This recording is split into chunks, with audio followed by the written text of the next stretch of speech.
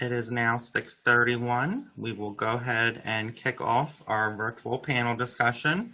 My name is Chris Otto. I am a nurse here in Delaware. I have been for almost the last 10 years, but I'm a proud Delawarean for my entire life. I do want to welcome everyone here this evening for this extremely important conversation and kick off to what will be a lot more to come from the Delaware Nurses Association regarding racism, equity, ethics, discrimination, as we, work to eradicate that from nursing and healthcare. It has no place here.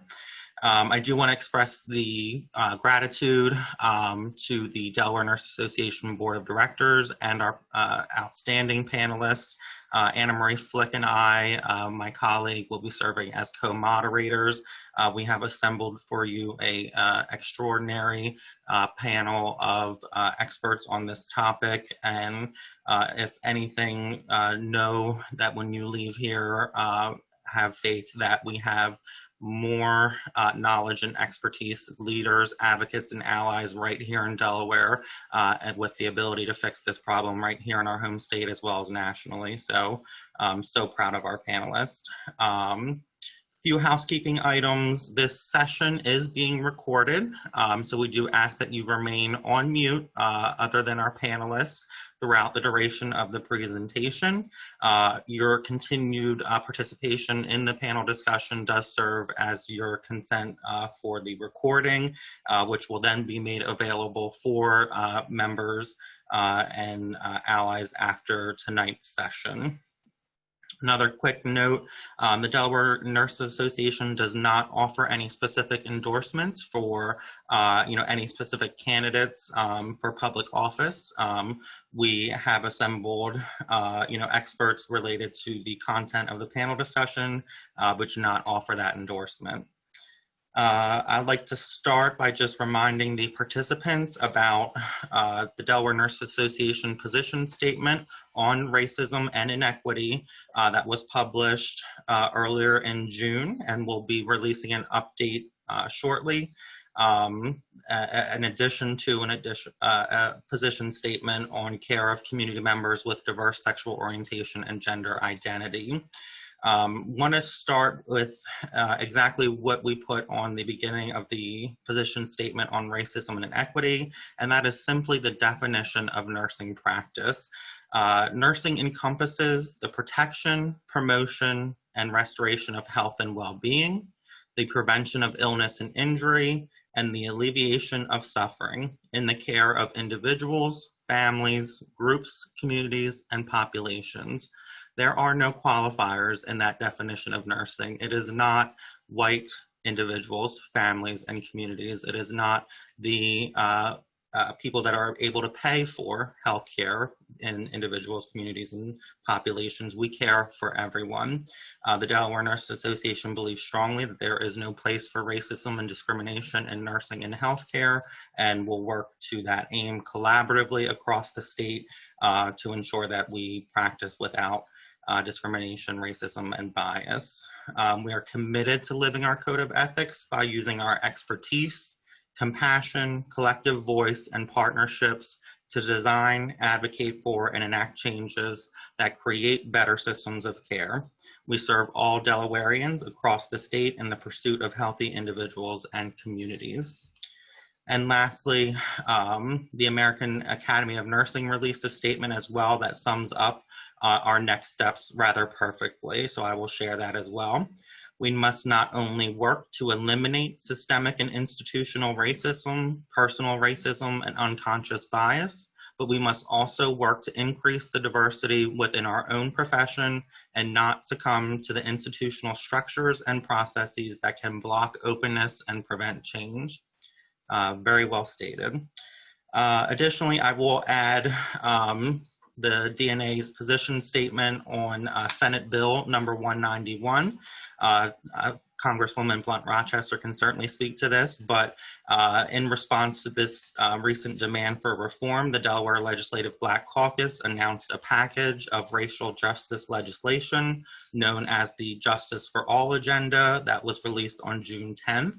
The first piece of this critical legislative change will be the passage of Senate Bill 191, which seeks to amend the Delaware Constitution, explicitly making protection against discrimination on the basis of race, color, and national origin a fundamental right. DNA adamantly supports this legislation and any that seeks to, reduce and improve equity and eliminate discrimination. So just wanted to share that to kick us off. Additionally, here I will add that long before there was the current public pandemic related to coronavirus disease, the World Health Organization bestowed upon the nursing and midwifery profession a really great gift, and that was that they, recognized 2020, the entire year, as the year of the nurse and midwife, in recognition of the 200th birth of Florence Nightingale, the founder of modern nursing, as well as in recognition of nursing and midwives around the world and the impact they have on the goals of the World Health Organization, the communities that they live in, and the health and outcomes of their neighbors. This was a remarkable gift and one that we saw nurses respond to, as well as other frontline and essential healthcare workers during a global crisis, with compassion, selflessness, generosity, and in support of their community's health. Now we must also use this recognition and this designation to continue our advocacy and our fight against racism, discrimination, bias, and inequities in healthcare. So just want to raise that up as well.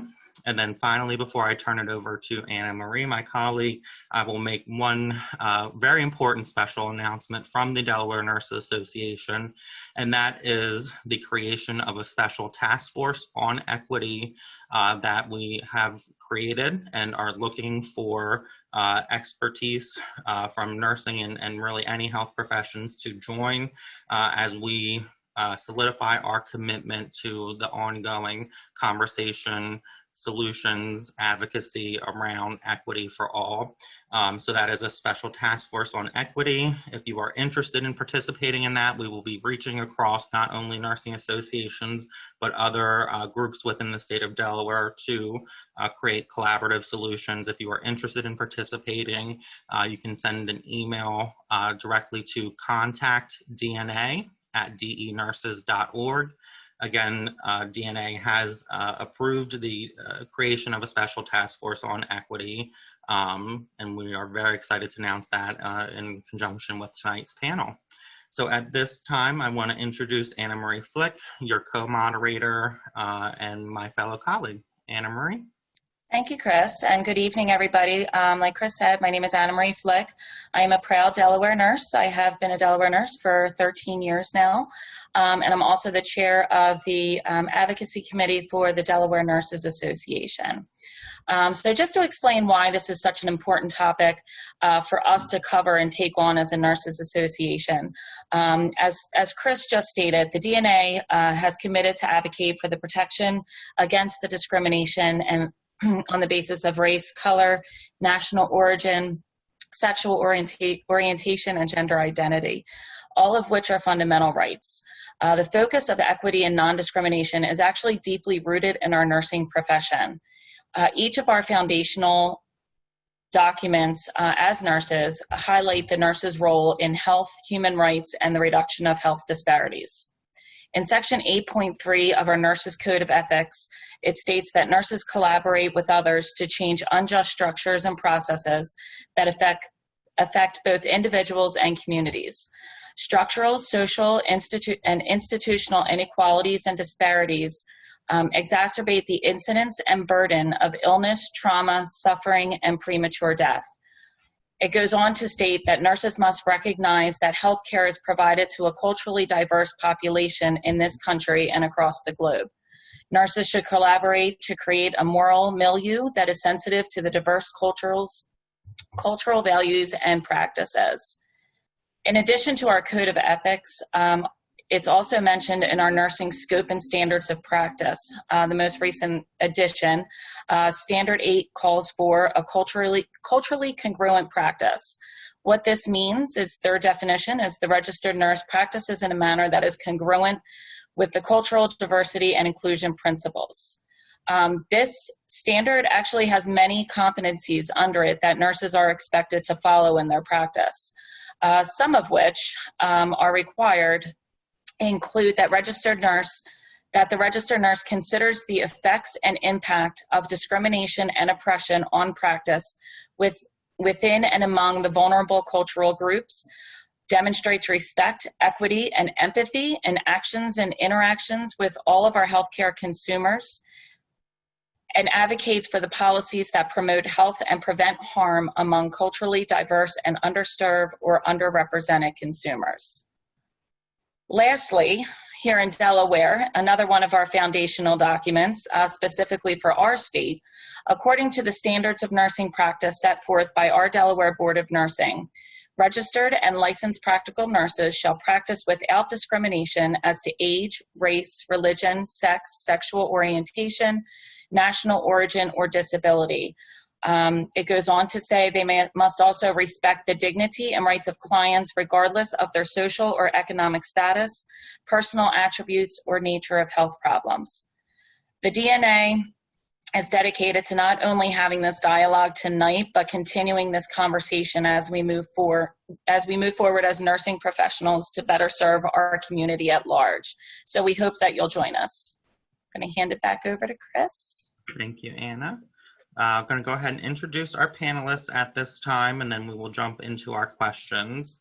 I would like to first introduce Dr. Michelle Drew. Michelle, if you can go ahead and wave or say hello real quick. Hello, everyone. Thank you for having me. Thank you for being here. Dr. Michelle Drew is a nurse midwife and nurse practitioner at Christiana Care. She is president of the Black Coalition for Safe Motherhood, executive director for the Ubuntu Black Family Wellness Collective, chair of the American College of Nurse Midwives Black Midwives Caucus for Reproductive Justice and Birth Equity. She is a highly accomplished nurse, midwife, nurse practitioner, leader, and advocate in both Delaware and across the country.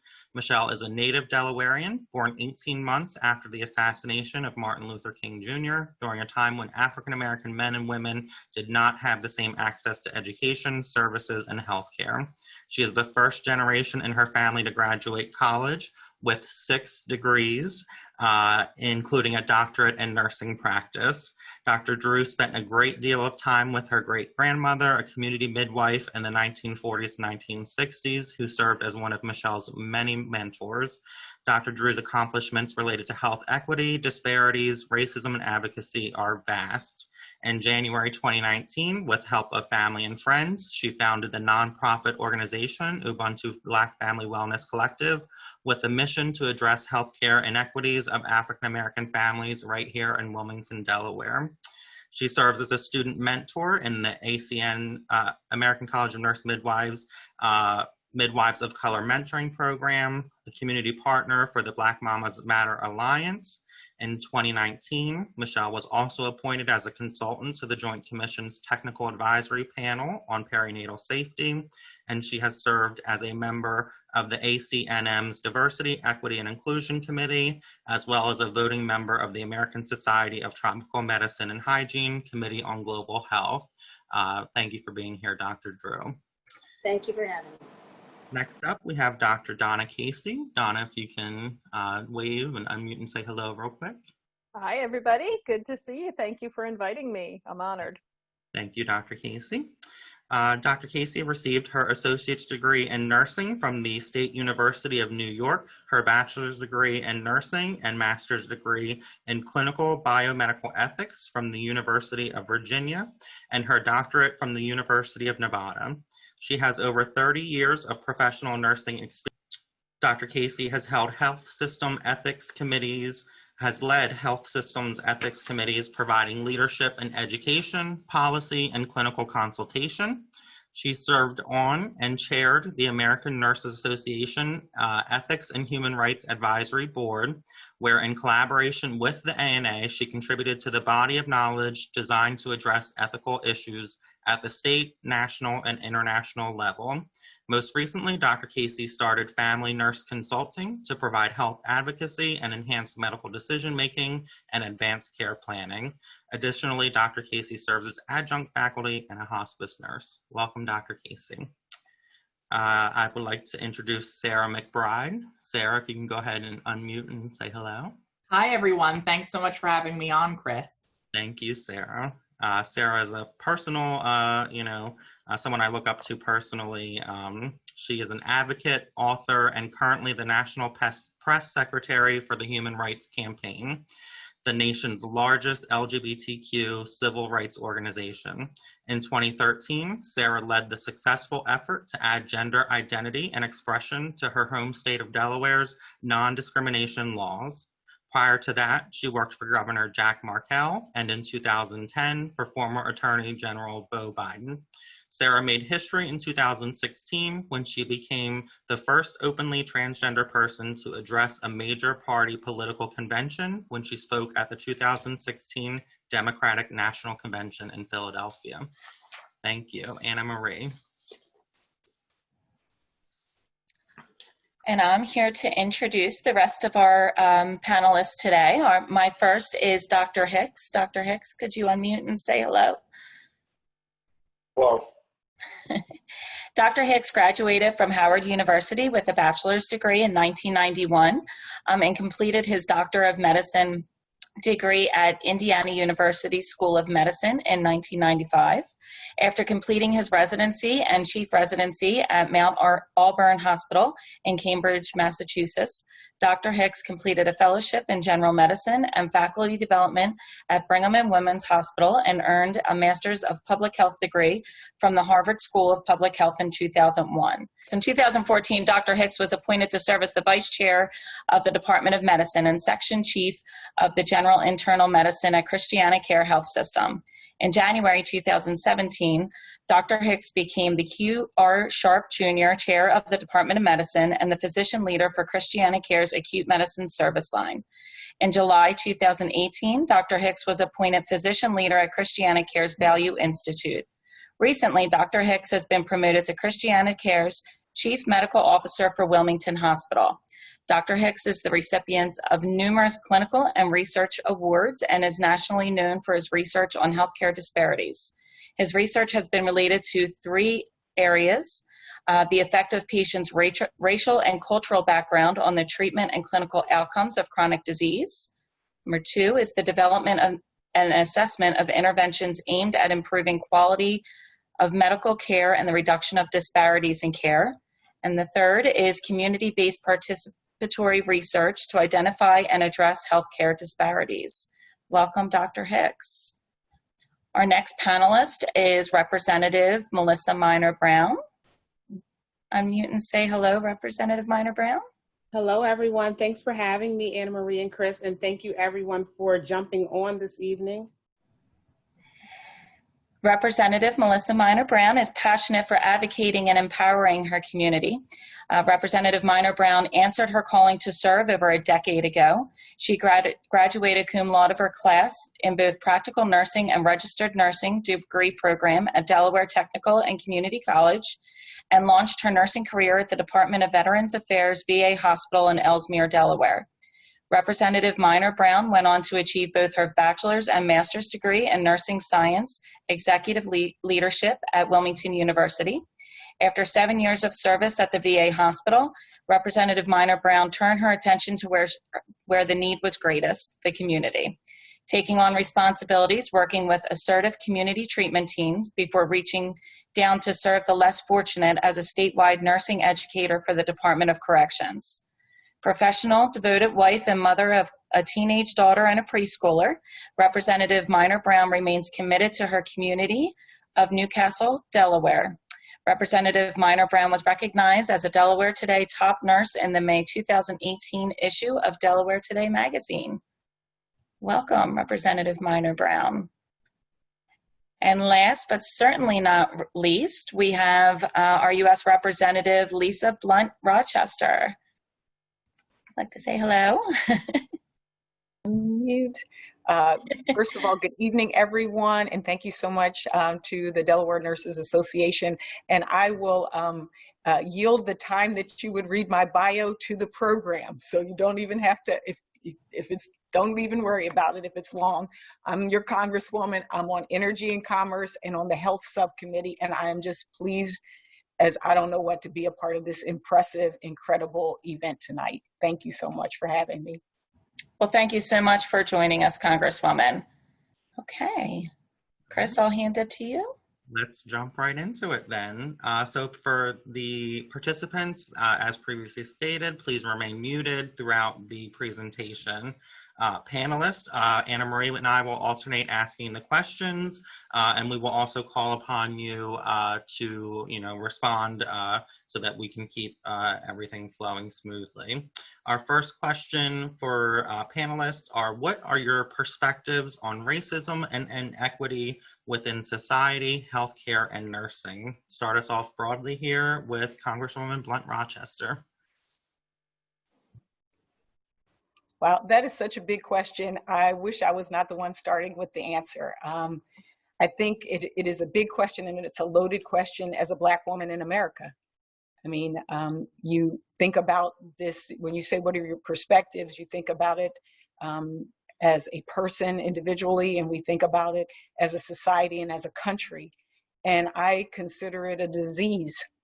I feel it is one of the foundational diseases that began in this country before many of our ancestors even arrived here when they came to these shores. And so for me, I look at it and how it permeates us as individuals and how it impacts our health and our health care. It's both health in terms of our wellness as well as the industry. And so I really appreciate the DNA saying that this year is going to be about being a force for good and the intentionality of what you're doing here, because I think if we are ever to combat racism institutional and structurally, it has to be intentional. And so I today am on this panel, not Dr. Drew and so many of you are so talented and steeped, and these issues inside and out. I just come here tonight as somebody that's on the battlefield to try to make change.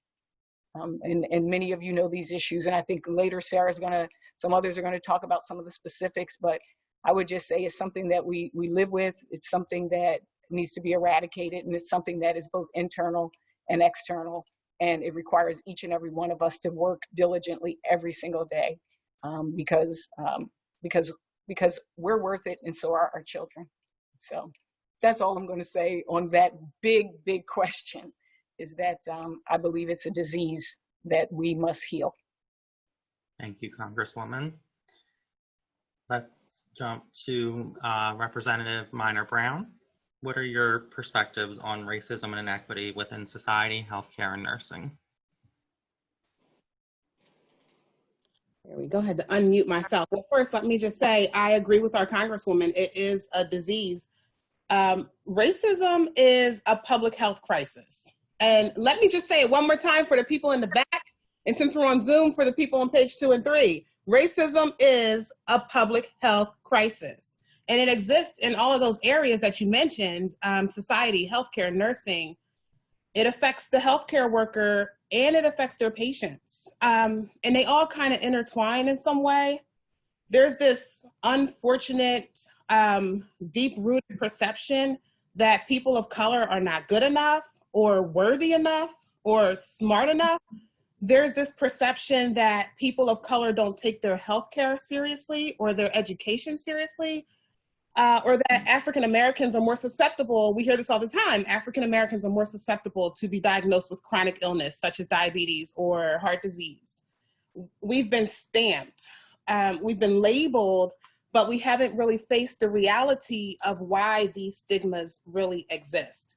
There's this lack of attention to the root causes that have led to these stigmas. And for too long, America has gotten away with just being okay with it, basically turning a blind eye, which is why I'm happy that I'm here. I'm happy to be a part of this discussion. I look forward to this conversation so that we can begin to really address this issue, because when a person feels that they have been subject to racism or discrimination, it really changes things. If it's in healthcare, in nursing, with a patient, it can really affect their health outcome. It can impact their follow-up. It can impact the trust that they have with that provider. And it also has a huge psychological impact, a very stressful psychological impact, which also leads to poor health outcomes. We also talk about social determinants that affect healthcare, but we're not really talking about how inequities stem from so many factors, from policy decisions, from slavery and the inability to recover, from strategic planning to disenfranchised communities of color. Also, the disparities that exist amongst zip codes right here in our state. You know, we see it in the workplace when certain individuals have an opportunity to be promoted over others. And when that happens, it really impacts that employee's morale, and that in turn impacts the delivery of care to the patient. So it's a very important topic. We need to talk about it. We need to continue talking about it. Thank you, Representative Minor-Brown. Next up, Dr. Michelle Drew. Please unmute yourself and share your perspectives on our current situation. I want to say, and something that has to be offered as a baseline, is that one of the things that we have to be willing to acknowledge, and especially those of us here that are nurses or physicians, I know we have healthcare professionals of other backgrounds, that race is a social construct. If I were to look at, you know, a map of your genome, Chris, or look at Representative Rochester, or look at anyone here and give it to a geneticist and have them say, find the white person, they couldn't do it, because there is no difference, genetically, that no genetic code that actually determines, race. That was a construct that was created strictly for the purpose of, one dominant group, 500 years ago, to be able to justify, really in their own minds, how they were going to colonize the rest of the world, and do so and feel good about themselves, in a context of being, a very upright and moral and an upright Christian people. So, what we're dealing with today in health disparities is rooted in 500 years of colonialism and 400 years of state-sanctioned oppression of Black and Indigenous people, that Native Americans weren't even considered full citizens of this country until 1923, and that still live as prisoners of war, and that we had, even after 260 years of slavery, we had 150 years of Jim Crow and brown codes and redlining and, legal sanctions that determined where Black folks could, live their lives, determines really how much, what's happening today. I still live on the same street, in the same house that my mother bought in 1968 after the assassination of Martin Luther King. That had been excluded to her before, despite the fact that she had the same amount of money. My parents had the same wealth, but had been denied loans until state programs required that they not do that. And then we also have to remember that the constructs that, were that said, these heteronormative, that a white cisgendered person who had male assigned at birth was by definition the only person qualified to make the rules. And so, asking to undo 500 years of oppression is very difficult. And the other thing that I will say for the white folks on this call, especially those who are allies, but even those who may be feeling some kind of way, it's really hard to feel, sometimes that you're being attacked right now in the environment it is. But sometimes there's a difference between feeling uncomfortable and really being unsafe. And so now's the time to kind of lean into that discomfort and accept that it may be hard to hear that, being, a white cisgendered heterosexual is just a thing. It, in fact, is not, like a basis for our society. Thank you, Dr. Drew. Sarah McBride. Well, thank you again, Chris and Anna Marie, for having us and bringing us together for this conversation, and the Delaware Nurses Association for hosting it. You know, in many ways, I sort of come to this equity in healthcare conversation as someone who married into it, as someone who served as the caregiver to my husband and saw both the best of healthcare and also knew very well the risks that come across a person of a marginalized background in accessing healthcare. And as someone who also, in being a caregiver to my husband, was also married to someone who was a healthcare advocate himself. And so in many ways, I've sort of inherited his philosophy of recognizing that you can't have a healthy society if you have an unjust society. That racism, sexism, ableism, homophobia, transphobia, biphobia are all public health issues, whether in a healthcare facility or not. Right now, we are, I think, at a very much long overdue inflection point in conversations around racial justice in our country. And I think we are hopefully reckoning with the fact that racism in individual terms, in implicit terms, and in structural terms permeates our society. And that's no surprise. It has been that way for hundreds of years.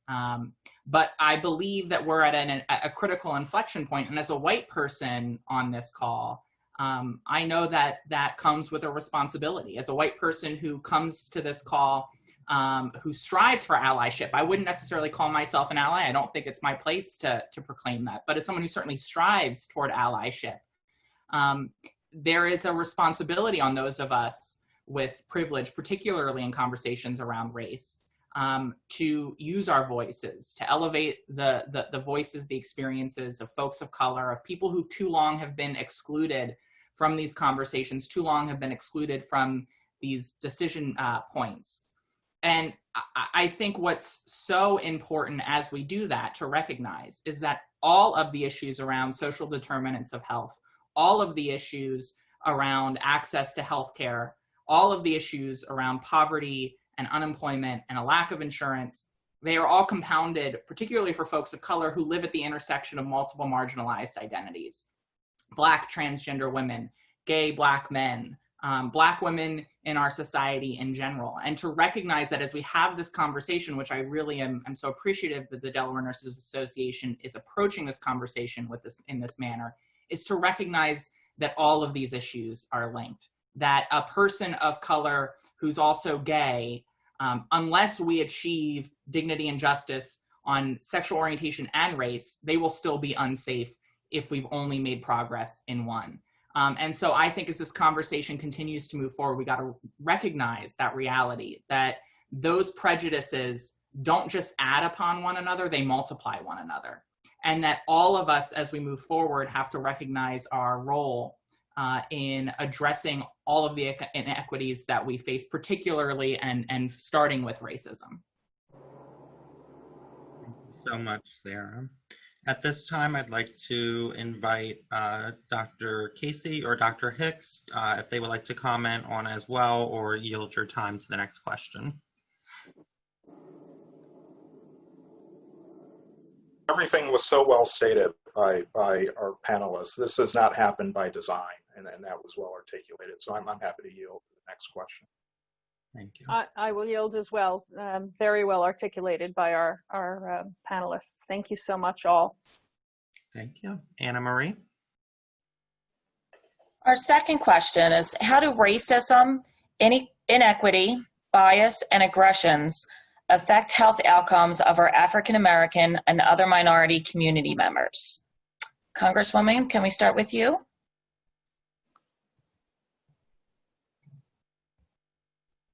You know what, it's interesting. I am a person of symbolism, and it's funny because while you were stating your question, I was here trying to figure out this lighting situation that I have going on here, like, you know, and the reason why it's so symbolic to me is because it really is symbolic of the conversation. The fact that as children, we are born in the sunlight, in this incredible earth. And there are things that happen that just seem to put a shadow over us and that create these feelings that you can't move. And that no matter what you do, trying to, you know, so it's kind of ironic to me. Sorry for the the lighting here, but I think it again is symbolic of the conversation that we're having about race in our country, and what Dr. Drew said about this being a social construct. That has just really sat with me. I want to go back to your question. What was your question? And that's another example of how we get further and further behind. The whole issue of the social determinants of health is so important to me, because if you go all the way back in the history of our country and you think about the fact that as African Americans, we were not looked at as people. We were looked at as chattel. And even in the Constitution, 3/5 of a person, not a whole person. And so if you couple your status with the fact that your housing is not good, you are getting the scraps of food, so therefore you're eating potentially unhealthy food, and maybe today in a food desert, you start piecing all of these pieces together, and then it becomes, it was your fault, as opposed to the structural things that are actually contribute. Where you live, are you in an environmentally just community and can breathe the air or drink the water? Or are you in a job where you are a first responder, or you are a frontline worker where you can't say, oh, I'm just going to telework?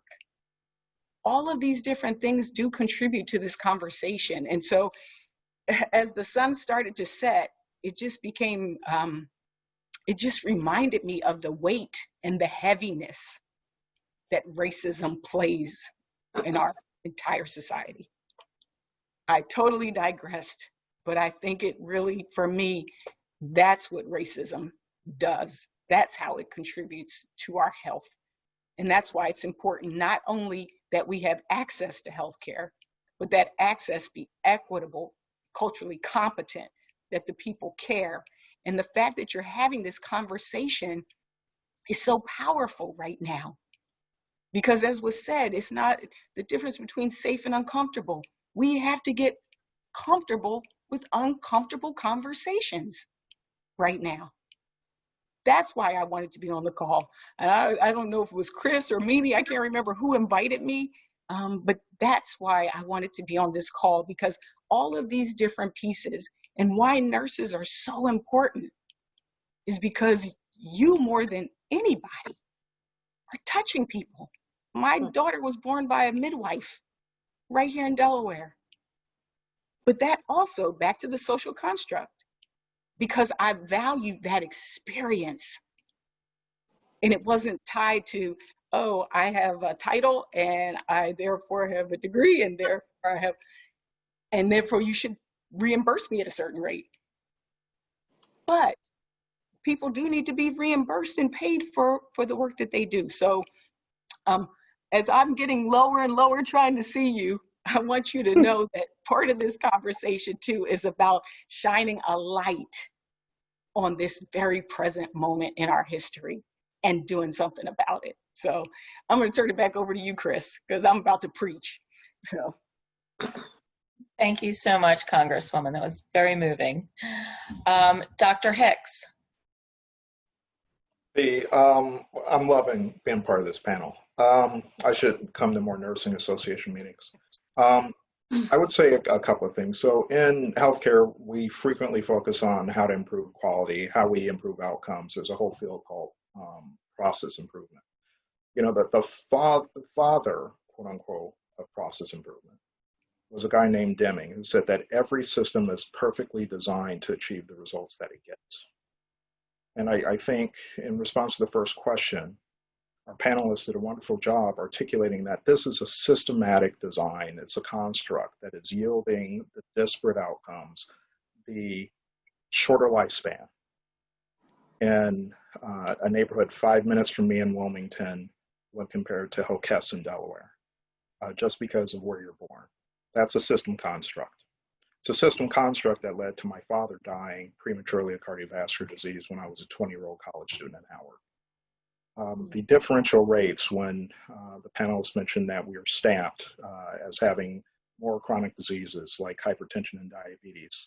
You know, it's hard to get fresh fruits and vegetables in a bodega. And in many neighborhoods, there's not a Whole Foods or Wegmans anywhere nearby. We have a systematic design which is created to make non-whites in this country a second class. It has always been that way.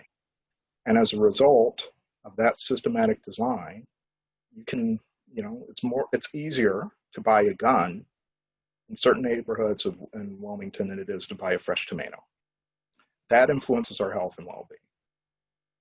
So much of what we see with inequality, and we'll talk more about it in the further questions related to healthcare, is 100% linked to the multiple ways, and it's not by one route that racism affects our well-being, it's through multiple modalities. We'll talk a little bit more about that, I think, as we move forward, but definitively 100%, as I mentioned, this is not by accident. This is a system design that's resulting in the differences we see. Thank you, Dr. Hicks, and you are welcome anytime to our DNA meetings. Sarah, would you like to comment? Yeah, you know, I think for me on this question, three sort of topics come to mind. The first is obviously access to care. And we know that folks from marginalized backgrounds have higher rates of uninsurance. We know obviously that folks from marginalized backgrounds have higher rates of poverty. That the means to gain access to healthcare are not there for disproportionately for far too many people in marginalized communities.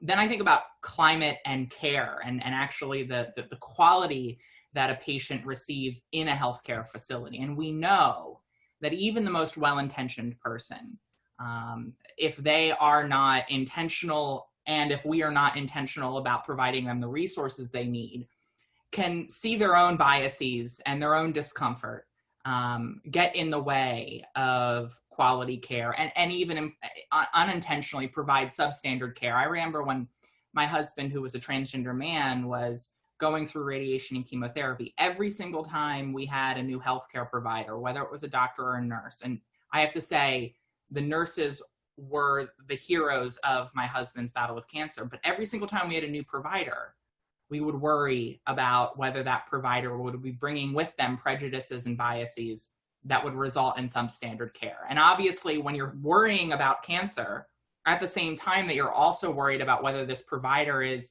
you know, as 70% of trans people report, comfortable touching you. You know, if this provider will, we've had trans people that I know who will say that their provider who's treating them for, you know, very run-of-the-mill, regular, common health issues will say, you know, I don't know that I'm qualified to treat this hypertension because you're trans, or I don't know if I'm comfortable or qualified treating this cancer because you're trans, as though they are fundamentally different things for trans people. And so that quality of care and that climate is such obviously an important issue. And then the final area that comes to my mind around these questions around health and equity is the concept of minority stress.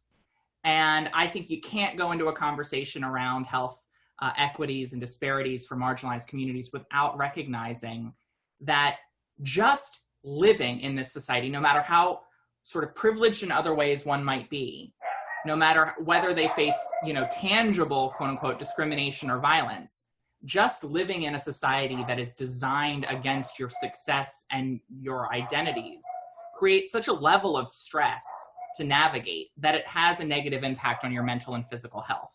And so those are the three really areas that come to my mind first when we're talking about addressing these inequities and disparities in the healthcare context. Thank you, Sarah. Dr. Drew, would you like to field this question?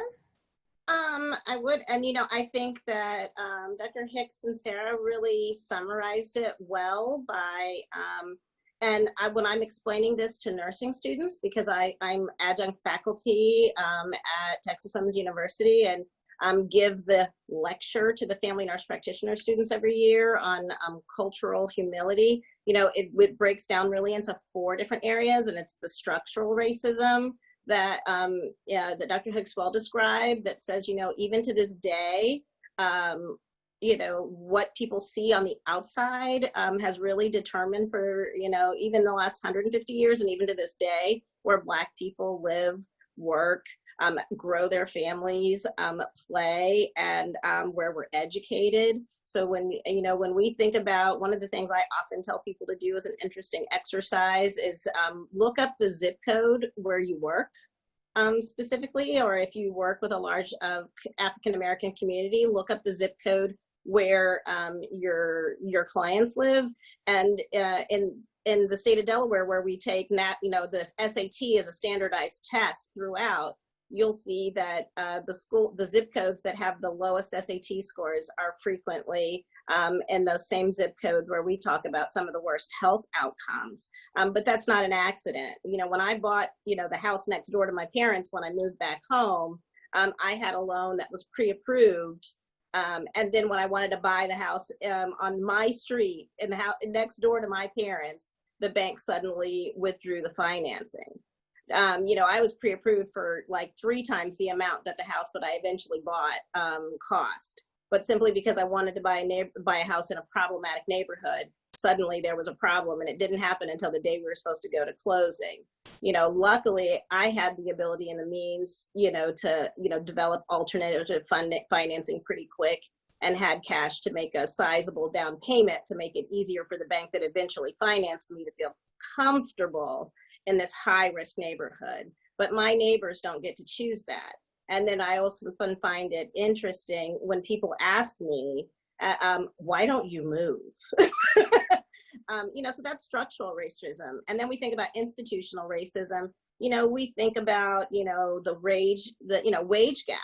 Look at the city of Wilmington, which is, the corporate headquarters of 2/3 of Fortune 500 companies in the United States. Yet the mean income for an individual, and many of those for households, since many of the households are headed by single Black women, is $23,000, when the mean average income for households across the state is $60,000. Even when you think about institutional racism in medicine, 2 things that I think about, and one of the things that, especially Dr. Hicks would even be a better expert on, is something called like the glomerular filtration rate. And many of us as nurses see that value when we look at our patients' labs and go, I don't even know what that means. But, and also vital capacity or lung capacity. 2 of the things that were established, and I think of that as an asthmatic. And I once went into the emergency room having an asthma exacerbation, and the resident, who very appropriately, as he'd been taught, set the machine for race. So it defaulted, and it actually changed. So first I was a woman, and I was, maybe this height and this weight, but I was Black. And therefore, according to a standard that was set by Samuel Cartwright, for many of you who went to Penn, you know his name, who said that Black people had lower lung capacity. And therefore, he was saying I wasn't having an asthma exacerbation because this machine said that my lung capacity was fine. Now, I run half marathons on a regular basis and have completed a marathon. And these are just my lungs, and I've had them for 50 years. So if I'm telling you I'm having an exacerbation, why would you argue with me? But this, very well-intentioned young man was taught that Black people have lower lung capacity than white people. And so therefore, I wasn't having any problems with my asthma. But he has no idea that one of those reasons we have that value was because that's how we justified slavery. Thomas Jefferson famously said, because of that truth, hard labor was good for Black people because, we were actually healthier when we worked hard. And when you think about the lack of diversity in the workforce, both of medicine and nursing, who decides who gets admitted to medical school? Who decides who gets into nursing school? Who's recruiting the residents and the nurses and the physicians who are being hired, even in our healthcare systems? Because both Dover and Wilmington are predominantly African American. Dover 49%, and Wilmington 60% of the population is African Americans. On any given day, if you walk into Wilmington Hospital and you go for your care and you're Black, or if you walk into Kent General to go into the emergency room, are 50% of the nurses Are 50% of the physicians caring for you Black? Clearly not. And even nationally, you know, African Americans make up 13% of the population, but we only make up 9% of nurses. And for Latinx people, it's even less. You know, they make up 20% of the population, people who identify as Latinx, but only make up 4% of nurses. So sometimes maybe we have to think, those of us especially who work in nursing education, how are we affecting the diversity or the lack of diversity in nursing?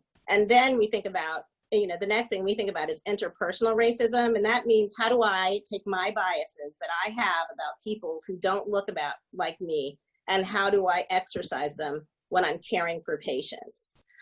Some of that might be very implicit because, you know, I just had a conversation with Elsevier over the weekend when someone forwarded me several textbooks with some horrible things that talked about people by ethnicity and different generalized, you know, about how we receive, like how we actually experience pain, and then how we express pain based on culture. That basically said, you know, Black people believe that pain and suffering is, you know, like comes from God. So if you're a nurse and you believe that, would you actually even offer me pain medicine? Or do you think that because I'm a very religious Black person, I want to sit here and suffer?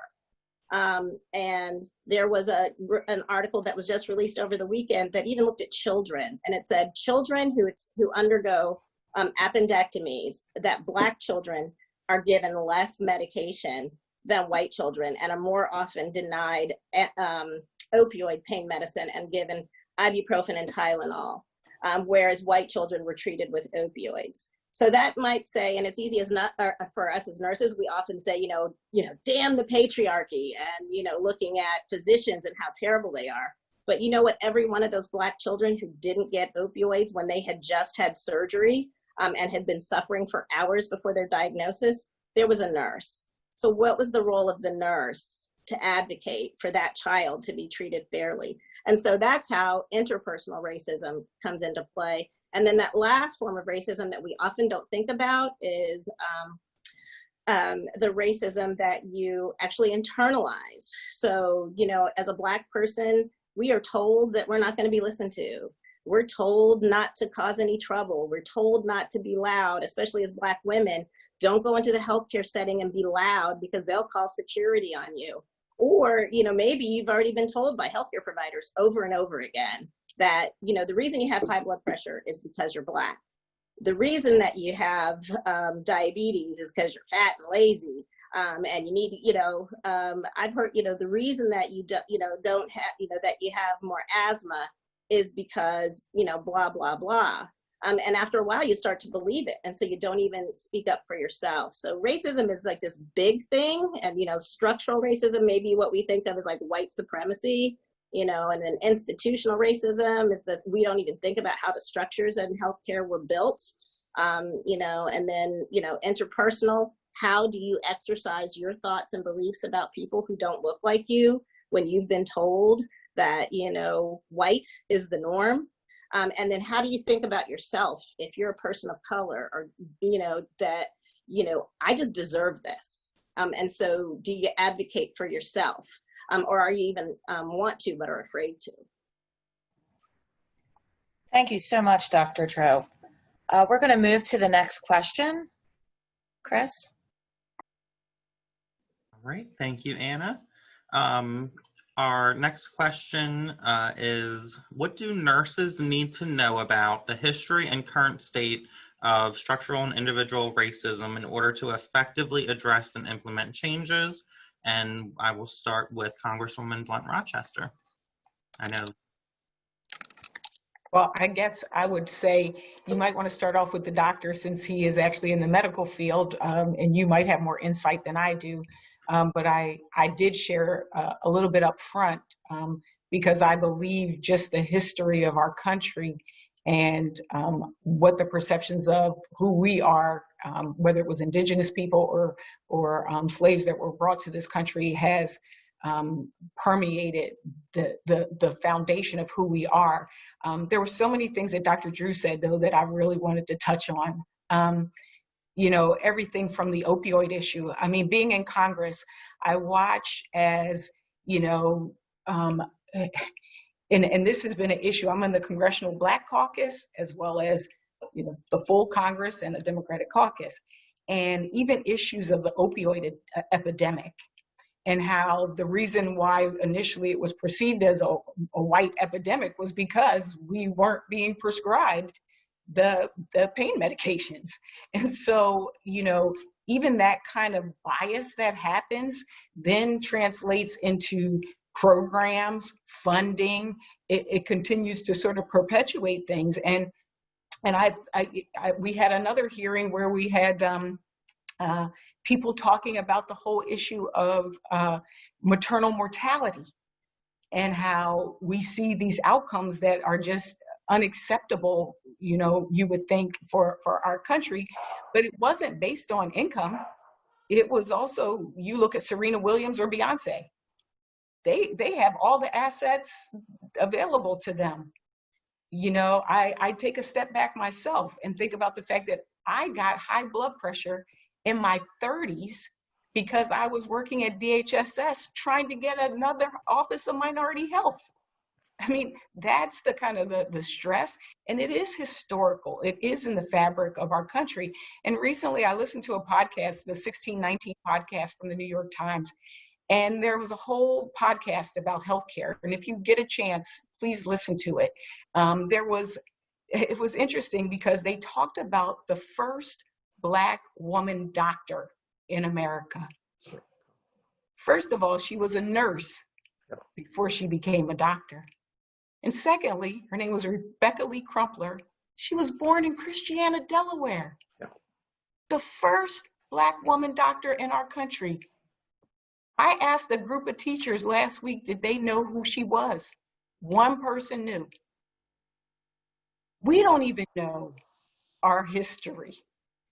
And what she had to create, because the perception of us was that all of the things that Dr. Drew just said, she created a book, Medical Discourses, or it was a book that was used to help Black women and their families to have medical expertise or information, which I just ordered it on Amazon. There's a book coming out in the fall about Rebecca Lee Crumpler from Delaware. We don't know our history. And the reality is that history permeates the things that we see today, and it's just continued to be perpetuated.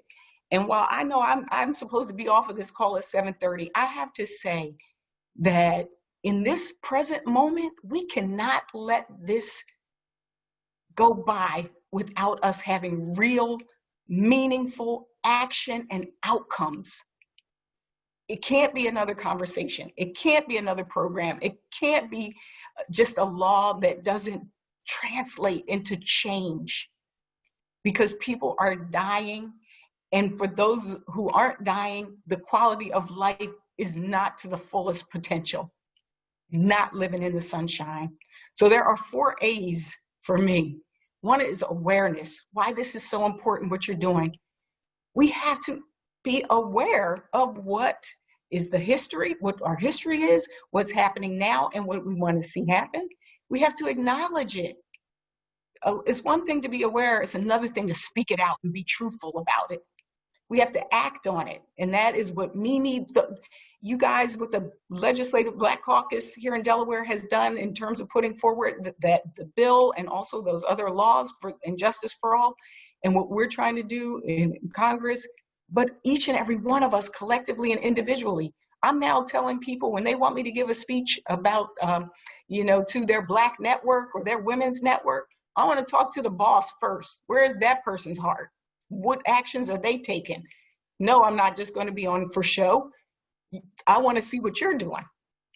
But that's me holding up a mirror and then also holding it up to society. And the last thing is accountability. Even in Delaware, when we started collecting the COVID-19 data, I kept getting this data and I was like, okay, I know they're in Kent County, Georgetown. I know how old they are. I know they're a woman. I don't know what race they are.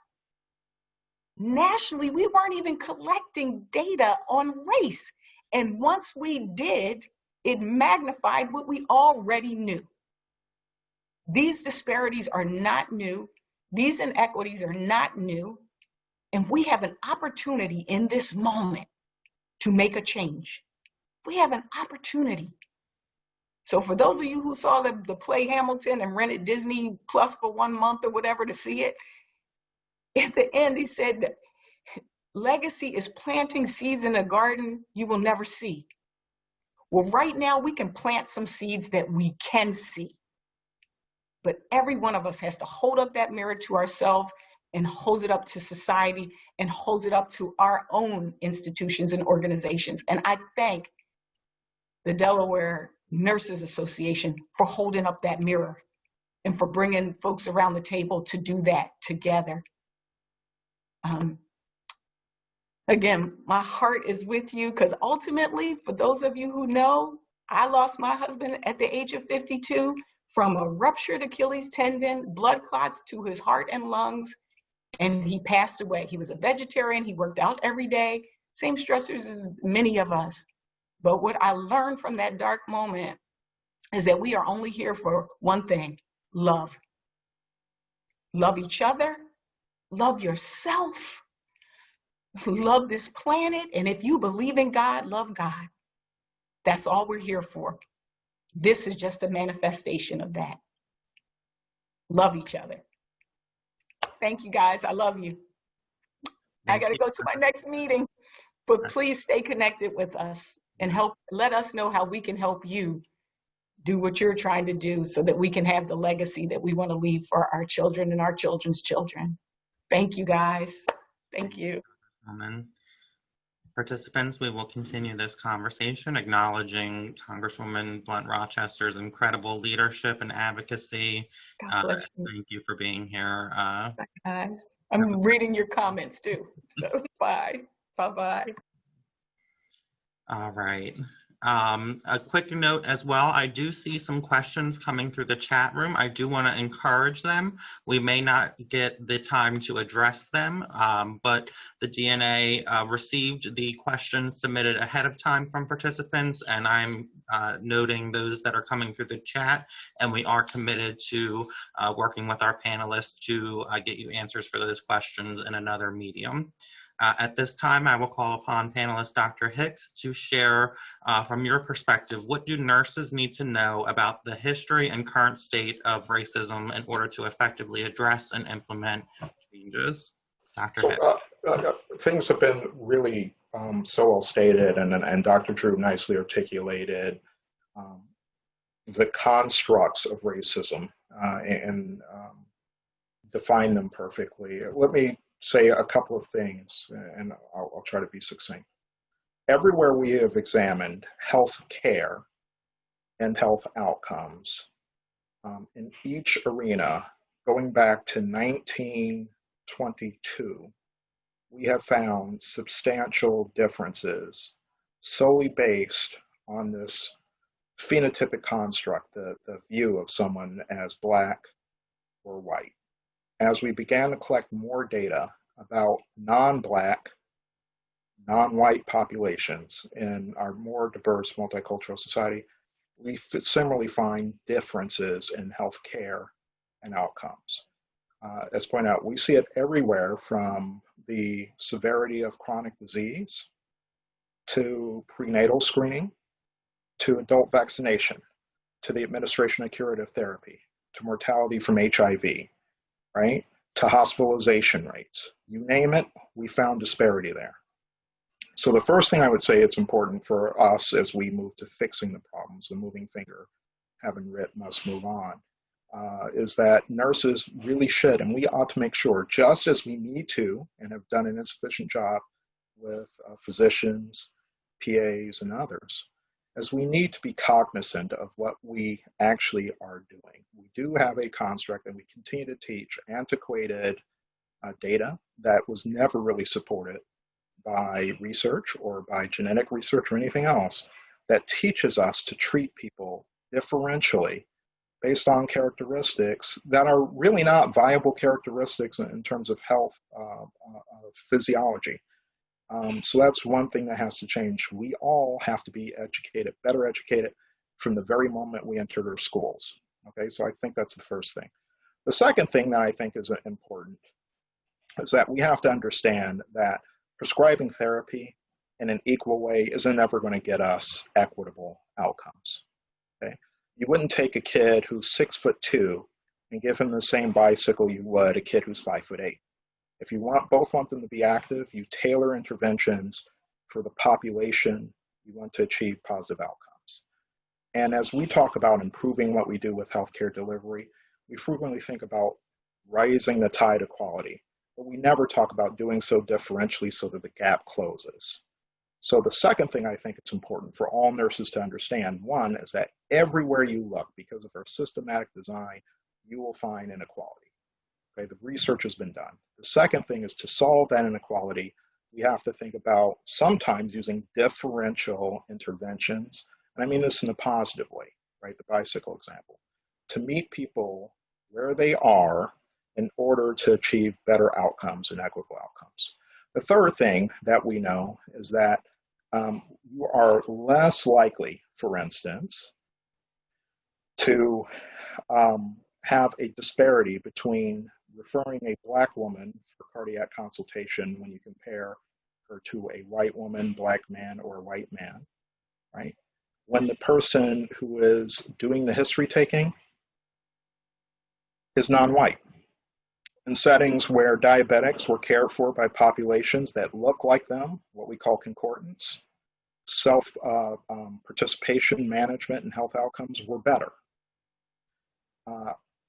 I went to medical school in 1991. There are fewer Black men right now in medical school across this country than there were when I went into training all those years ago, 30 years ago. I have seen throughout 4 hospital systems now an underrepresentation of Latino and Black nurses, particularly at the managerial levels, the director levels and above, across each organization in which I've been a part. Well articulated by our earlier panelists, diversity is important. And it's particularly important as it relates to health outcomes because these things have been studied. I'll say 2 more things. Nurses have, and I'm very biased, and Donna Casey and others can, Anna Marie, who's worked with me, know. I think nurses are too quiet. When things go wrong, or you know something isn't operationalized the way it should be, there was an entire history, and I understand the legacy, right, of not feeling safe and speaking out. But as was pointed out, there was a nurse at every encounter where that child didn't get analgesia. If you see something, you should feel free and you ought to be able to say something. And then I want to talk about the nurses themselves as a profession looking out for each other. Racism plays a part there too. Of all the people involved with care delivery, I have witnessed, both as a provider and a patient, the abuse that nurses take. It's wrong. It's differential. There's no group within at least the healthcare settings in which I've been involved that takes more stuff for more people, including patients and nurses.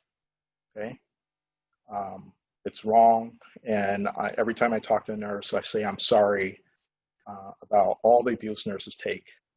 It has particularly seemed to me to be more egregious in the last 4 years, and we won't talk about what incited it.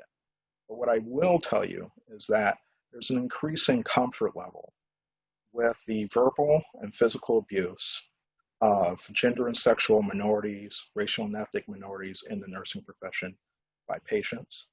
The reports are clear. And I think it's important that collectively, as Dr. King said, you know, we're in an inescapable web of mutuality. What affects one affects us all.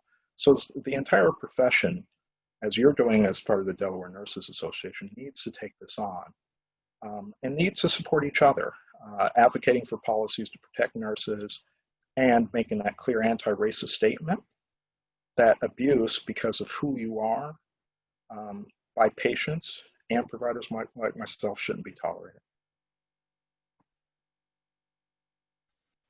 Thank you, Dr. Hicks. At this time, I will turn it over to Anna Marie for an additional question. Thank you, Chris. So our fourth question tonight is, can you please describe the difference between blatant racism, aggression, implicit bias, and microaggressions, and unconscious bias? Sarah, could you respond to this one first? Oh, you have to unmute. I have to unmute myself. Sure, I think this is obviously a really important question, because we have to recognize how prejudice, racism, and bias in all of its forms can be really dangerous. And I think so often we, in these conversations, sort of limit our imagination to the really sort of blatant, tangible, examples of discrimination, the outright refusal of care, frankly, increasingly, and this is important, the broader societal systemic issues that we face. And those are critical components of addressing health disparities. But I think so often in these conversations, we do lose the importance of recognizing sort of the seemingly small actions, the microaggressions, the indignities that can result in death by 1,000 paper cuts, if you will. And I think as we move forward in these conversations, we have to recognize that all of those actions matter, because it is the little indignities, quote unquote, little indignities, that when time after time after time, a provider or a patient is exposed to them, that it creates both a climate and a culture where even more significant, tangible actions of discrimination can occur and fester. And so we have to recognize that as we have these conversations, we have to deal with the policies, we have to deal with the laws, we have to deal with the blatant examples of discrimination like outright refusal of care.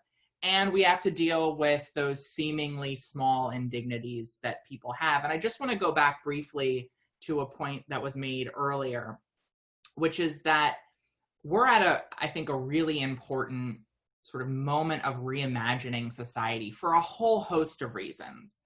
We're reimagining how we work. We are reimagining public safety and community safety. And these sort of twin public health crises of the new public health crisis of coronavirus and obviously the longstanding public health crisis of racism and bias and prejudice, that they have combined into this moment that requires us, as Congresswoman Blunt Rochester said, to meet this moment with meaningful action. And I think nurses' voices are so critical in not just addressing the disparities that exist within healthcare facilities, but recognizing, as you all have done with the Justice for All plan, that in order to serve and protect and care for the patients that you all are striving to care for, that to do that, we have to push for change in all areas of life.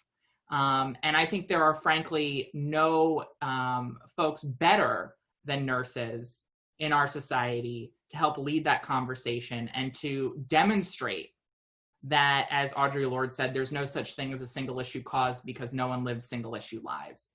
And so I just wanted to go back to that previous question to really emphasize that point, that the voices of nurses really matter in healthcare facilities, but they also really matter in the broader public policy discussions we're having. Thank you, Sarah. And Dr. Drew, would you like to comment? Yeah, and Sarah, I want to thank you again for really highlighting the fact that as nurses, what I think is amazing about us is that people consider us the most trusted profession, consistently in surveys, even among police, firefighters, and so that's really important. And honestly, in my community, I'll tell you that, I trust a nurse probably more than I trust police for obvious reasons. But, when we go back to thinking about the definitions, one of the things I think is sometimes insidious is that we think about them in big, broad questions. And so when I think about, what you talked about, blatant racism and aggression, everybody thinks about, what happened to George Floyd, right? I mean, that a police officer in broad daylight on Memorial Day had no compunction about putting his foot and his knee on the neck of a Black man, knowing that he was being filmed, or we think of people carrying, Nazi flags, things along those nature. But, I think of something that's happened to me more than once as a nurse. Twice that I can recall, I've been spit on by a patient. I've been called a nigger by patients. And frankly, I've had things said to me about my patients as a provider. I remember being at a nurse's station one day, just hanging out as one of my patients was in labor, when a nurse who knew that I cared for patients who largely suffer from opioid use disorder, and because I was a Black provider, probably had more than average Black people in my practice than what we think of about the opioid crisis, walked up to me and said, as far as I'm concerned, they should all be required to take a birth control pill before they're given their methadone. And she also referred to, my patients as you people. And I was like, so what you people are you talking about? Because actually the majority of people being treated for substance use disorder in the United States right now, are white women over 30. So I didn't, but that's blatant. And what kind of hurt me as a nurse was that no one else at that nurse's station said anything to her about it. No one checked her. But when I said something back, and that's when everyone came, oh, absolutely, we don't agree with you at all. That's blatant racism to me. We think about, implicit bias as being those things that were kind of ingrained upon us, how we think about, people, the biases that we have about, oh, well, all gay men are effeminate, like all Black women, what you see with children, are single mothers. But how does that affect, the way you treat a patient? One of the things that I had happen to me recently when I went to see a healthcare provider, and I'm, probably one of the few board certified healthcare providers who actually intentionally sees residents for my care. But as I was leaving, the person handed me the health, summary and information and then without ever giving me a diagnosis of what they thought I had.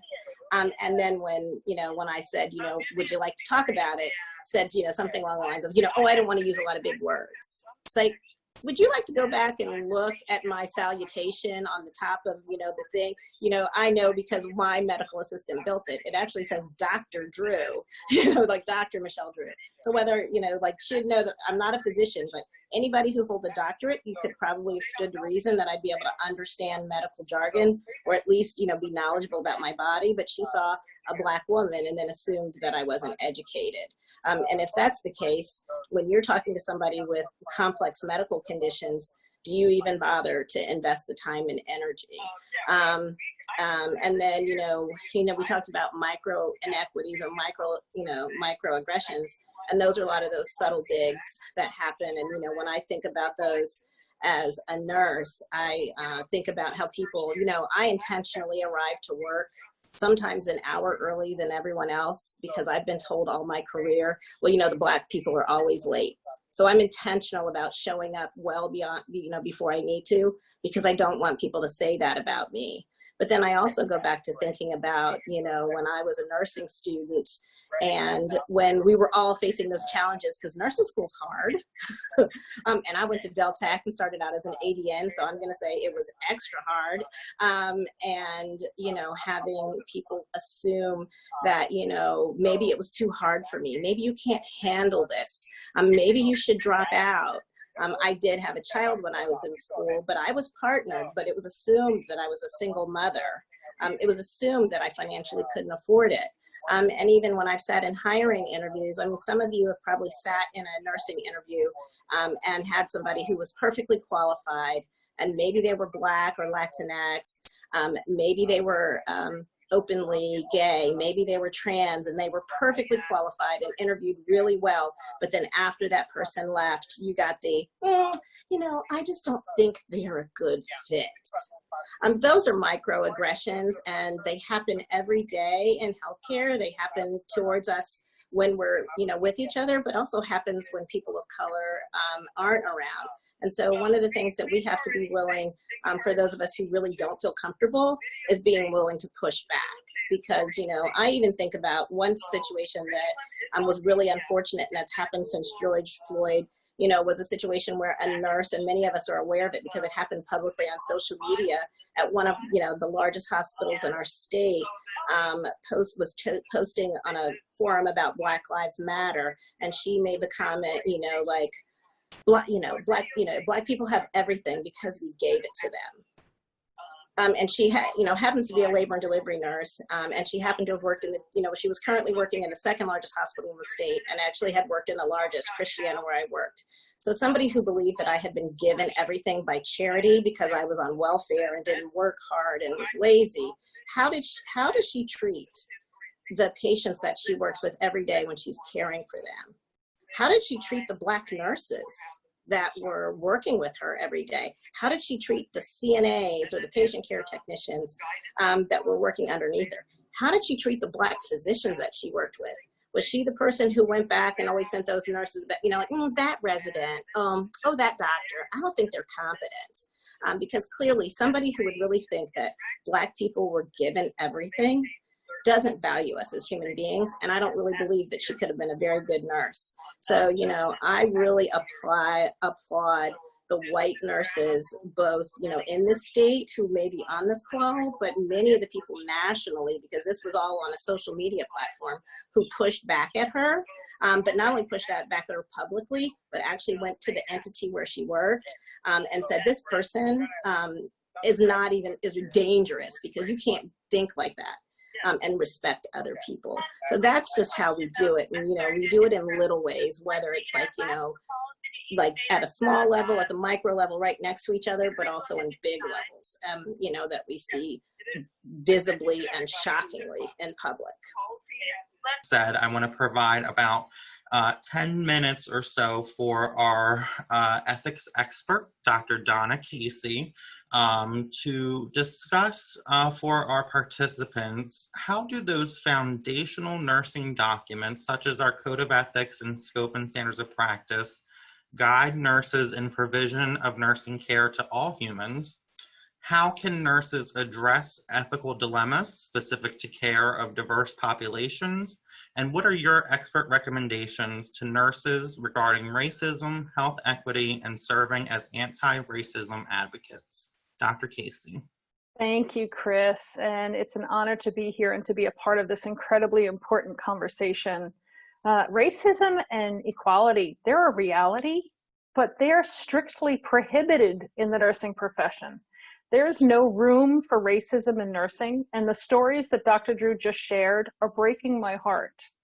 How can nurses remain the most trusted profession when we have people behaving in these ways, it's just such a sad situation.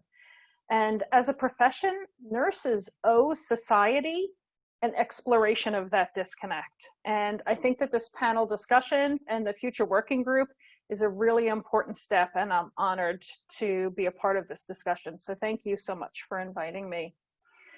You asked about the two foundational documents that guide nursing as a profession: the Scope and Standards of Professional Nursing Practice and the Code of Ethics for Nurses with Interpretive Statements. So first I'll talk about the Scope and Standards. The Scope of Practice describes kind of the who, what, where, when, why, and how is professional nursing practice. So it defines the practice and the boundaries that encompass nursing with all the breadth and depth of who and what we are as nurses. And those standards, they're authoritative statements that describe the responsibilities that nurses are held accountable to. So there's 6 standards that describe nursing practice, and those include assessment, diagnosis, outcomes, planning, implementation, and evaluation, kind of what you would think about what we do as a nurse. But then there's 9 standards of professional performance, and the most germane standard to our discussion today is number 12, which is ethics. And so the first standard is that nurses will practice according to the second document that we're going to talk about, which is the Code of Ethics. And so our scope and standard of practice says that nurses are practicing ethically. And the second tenet requires nurses to deliver care in a manner that preserves and protects patient autonomy, patient dignity, and patient rights. And another standard requires nurses to be patient advocates and to address those ethical concerns, such as we're doing right here, right now. The Code of Ethics is the other foundational document for the nursing profession. And this document, while it's the backbone of who we are as nurses, there are so many nurses that don't seem to know how important this document is and that it applies to them. It applies to every nurse in every practice setting. And it defines what ethical practice is and what's required of nurses. Our values, our virtues, our obligations of the nursing profession are expressed in that Code of Ethics. It's not negotiable. And the Nursing Code of Ethics is very clear about what is our obligation to society. So just a couple of examples. Provision 1 talks about how the nurse practices with compassion and respect for the inherent dignity, worth, and unique attributes of every person. That's every patient we care for. That's every colleague that we interact with. That respect for human dignity, it's fundamental. It's a duty for all nurses.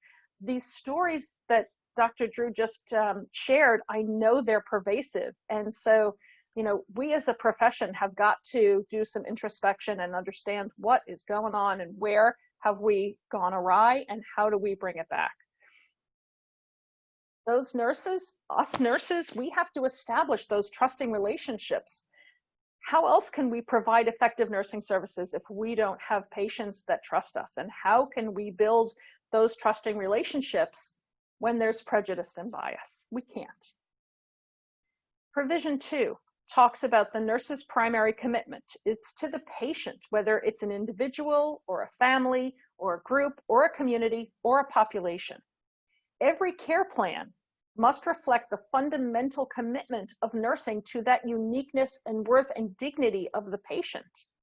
So a vital part of nursing care is collaborating with that healthcare team and advocating for our patients. That collaboration intrinsically requires that mutual trust and recognition and respect among all who share concern and responsibility for health outcomes. And Provision 8 talks about, this is what we're doing right here, right now. And Provision 8 talks about how the nurse collaborates with those other professionals and the public to protect human rights. So it's not just about going in and caring for our patients and respecting our patients, but it's promoting health diplomacy and reducing health disparities. The nursing profession holds that health is a universal right. And so the need for nursing care, it's universal. All nurses have to commit to advancing health and welfare and safety. And this nursing commitment reflects the intent to achieve and sustain health as a means to a common good so that individuals and communities can develop to their fullest potential and live with dignity. Ethics and human rights and nursing converge as a formidable instrument for social justice and health diplomacy, and that's amplified by the collaboration such as we're doing here. Nurses must understand that the lived experience, as has been discussed, of poverty and inequality and social marginalization contribute to the deterioration of health. We know this. So nurses have to address that context of health, including social determinants.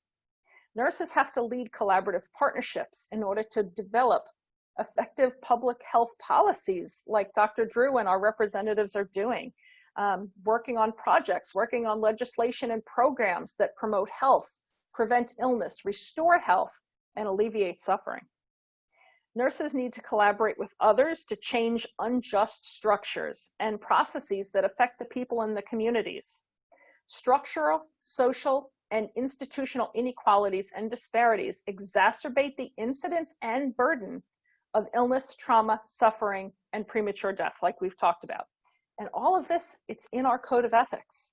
So you asked, how can nurses address ethical dilemmas relating to the care of diverse populations? Caring for populations, it's what we do. It's who we are. There should be no inherent ethical dilemma related to diversity.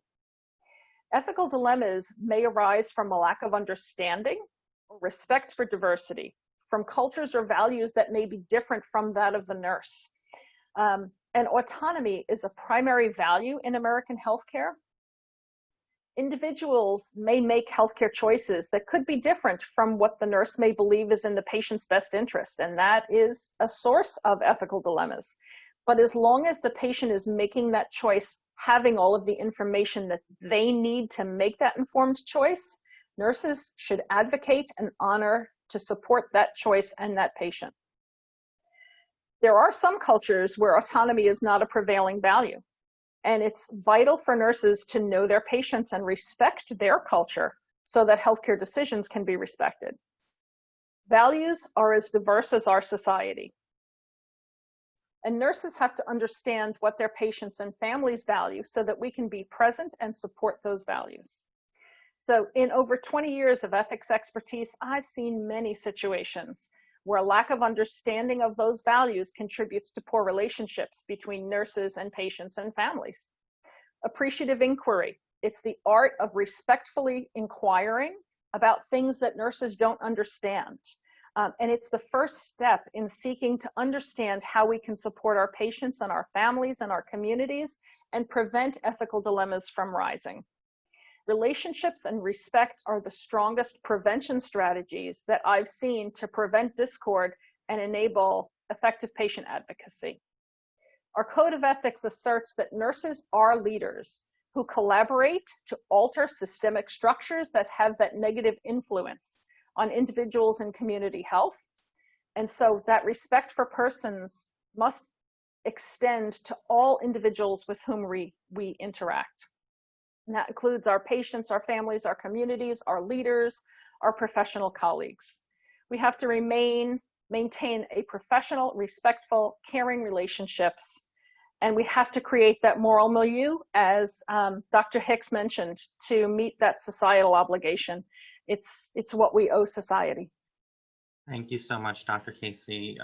The volume of expertise that you have here and related to ethics and your service here to Delaware is very much appreciated, so thank you. Thank you so much, Chris. Anna Marie, I'll turn it over to you for the final question and wrap up. So we have one last question, and I'm going to direct this to Representative Minor-Brown. How do we keep this conversation going? And what recommendations do you have for Delaware nurses to advocate for and implement lasting solutions to eliminate racism and discrimination in healthcare and society? Thank you, Anne-Marie. So let me just start by saying this. Nurses have the power to change this, okay?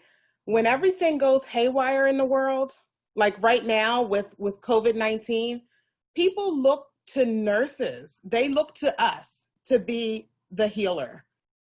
So people, they look at us as people who are going to just care for everyone, regardless of anything. And we have to apply that right now while we are in the midst of the second civil rights movement. We need to look internally at our profession and acknowledge the faults in our profession and then be a part of the solution. As nurses, we care for the community, we care for the people, and we need to address and confront these issues because it is a problem. Racism is a problem. And let me just say, racism doesn't discriminate against race. I need to say that.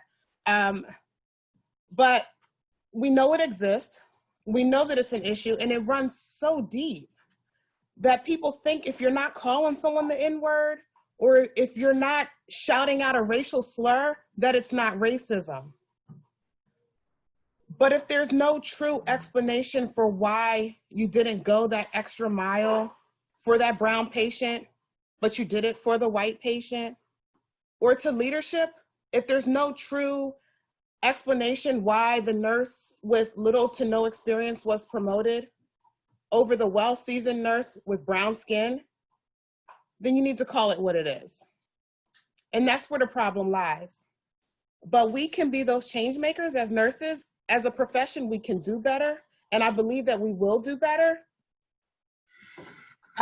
We need to rise. I will say this, we need to rise to that oath that we took on, to the Florence Nightingale pledge that we took on. And we need to carry it with dignity because we hold people's lives in our hands every single day. So next time you see something that goes against that oath that you took on when you entered the profession, you need to say something. You need to do something. Also, it's important that you get involved with policy. Know what's being implemented and what's coming down the pike and how it will impact certain communities or certain groups of people. Speak on what you would like to see changed. Be that advocate, be that voice for the voiceless, for the disenfranchised, for the person who doesn't have the same opportunities that you have. But also understand that they don't know what they don't know. So we need to meet people where they're at. And I heard someone say that earlier, I think it was Dr. Hicks. Understanding that will help you to uplift that person, help you to empower that person, help you to not pass judgment, but take a holistic approach and understand that a person's environment, a person's social and economic conditions plays a role in their behavior. It plays a role in their success, in their quality of life. And to look at how we can improve those conditions because we need to be those change makers.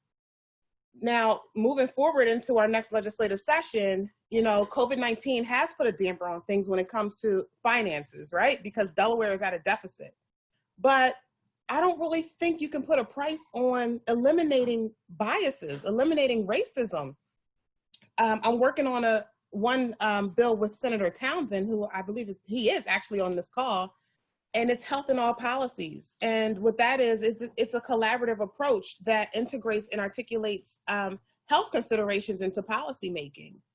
So, and it works across all sectors to improve the health of that community and the health of all people. So next time we come forth with policy, we need to look at how that legislation is going to impact a certain community. Because if it's going to hinder a certain community, then we don't need to pass that legislation.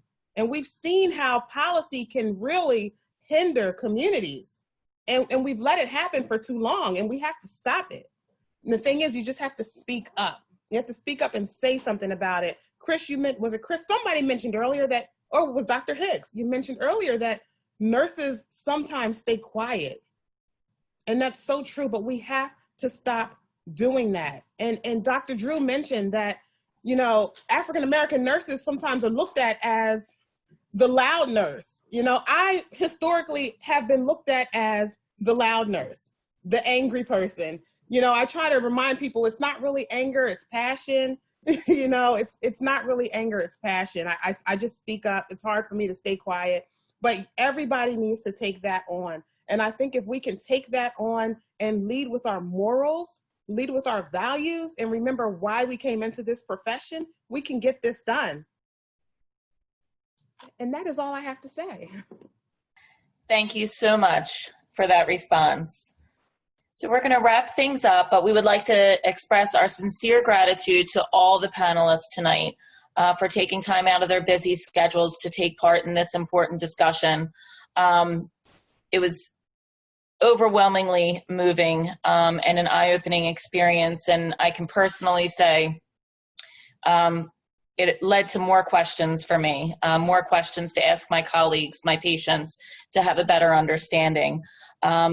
As we heard tonight, it's an unfortunate truth that the inequities are still very prevalent in today's society, and as mentioned before, it's a public health crisis, another public health crisis. As nurses, it's our duty as a profession to use our voice, as it was noted, to advocate against discrimination on the basis of race, color, national origin, sexual orientation, and gender identity for the good of not only our profession, but the community that we serve. Martin Luther King had said, our lives begin to end the day we could become silent about things that matter. And I think as Congresswoman Rochester Blunt noticed, I think it's after this discussion, I think we need more than just not being silent. I liked what she said about her 4 A's. We need to be aware, we need to acknowledge, we need to act, and we need to hold people accountable. We hope, our goal as the DNA this year is to give you a venue so you can join us in our effort to end the silence of the inequities in today's society through either our task force, our new task force, on equity, or by joining our advocacy council. Chris put our email address. Chris, I'll have you repeat it. It's not on my screen anymore. Contact DNA@denurses.org. So please reach out if you're interested in joining us as we take this on this year. Nurses, we're strong.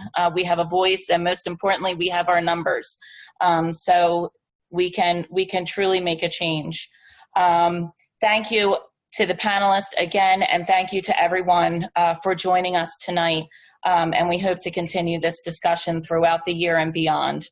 And this concludes tonight's session. So we hope you all have a good evening. Apologize for going over.